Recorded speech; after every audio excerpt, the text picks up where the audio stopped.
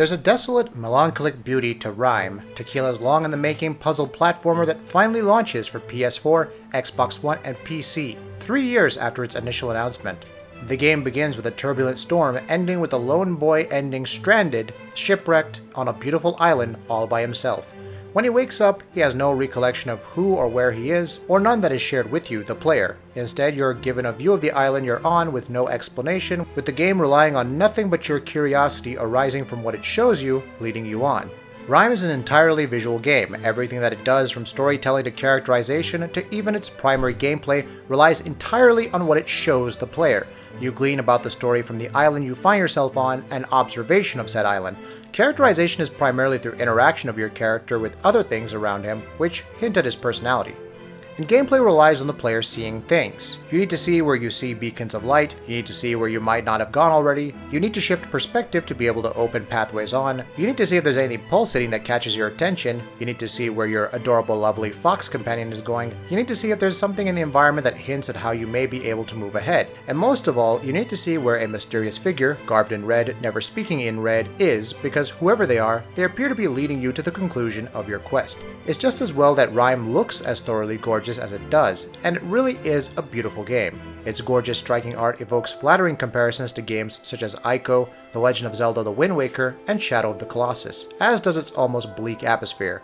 For you are the only person, apart from that mysterious other entity on this island, the best that you can see for the better part of the game. As colorful as RIME looks, and as happy as Inu, the boy you are controlling, is, happily humming and singing along, ecstatic at the company of the fox, who is his lone companion on this island, there is no question that there is a melancholy that pervades the very texture and fiber of RIME.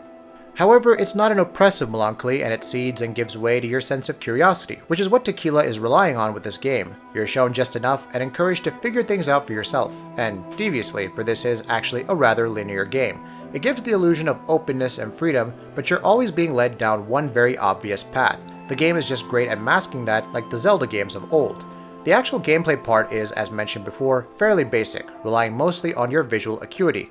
You'll be platforming, climbing walls, jumping, walking, running, and solving some very basic puzzles. Most of them don't require much thought, but then again, this is not a puzzle game, and they never are the point. The point of RIME is the story that the game is telling you, very slowly.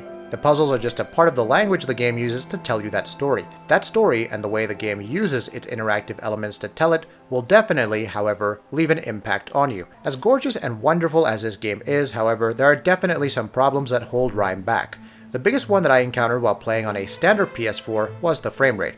There are severe drops, and maybe owing to a narrower FOV, they can induce motion sickness. Much like The Witness, which was another game about the player waking up on an island without explanation and having to figure their way through it. There's also something to be said for the game's simplicity.